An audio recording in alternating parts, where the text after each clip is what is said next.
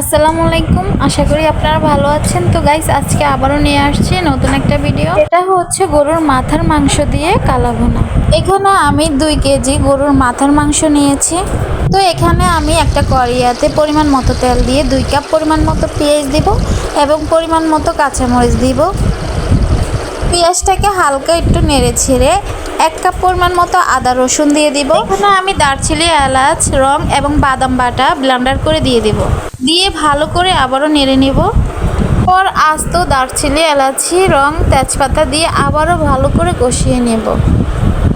এরপর 1 চা চামচ হলুদের গুঁড়া, 1 চা চামচ মরিচের গুঁড়া, 2 চা চামচ জিরার গুঁড়া এবং 2 চা চামচ লবণ দিয়ে ভালো করে আবারও নেড়ে নেব।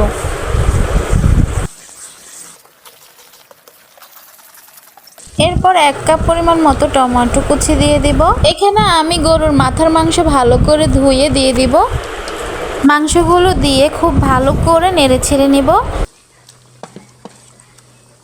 এরপর ঢাকনা দিয়ে দিব। এরপর ঢাকনা সরিয়ে এটাকে আবারও নেড়ে ছেড়ে নিব। মাংসটা যত কষাবো ততই ভালো হবে। খেয়াল রাখতে হবে যাতে মাংসটা নিচে না লেগে যায়। কিছুক্ষণ পর পরে ঢাকনা সরিয়ে এটাকে ভালো করে নেড়ে ছেড়ে নিতে হবে। মাংসটা আমার ভালো করে কষানো হয়ে গেছে। এবার 3 কাপ পরিমাণ মতো পানি দিয়ে ঢাকনা দিয়ে ঢেকে নিব।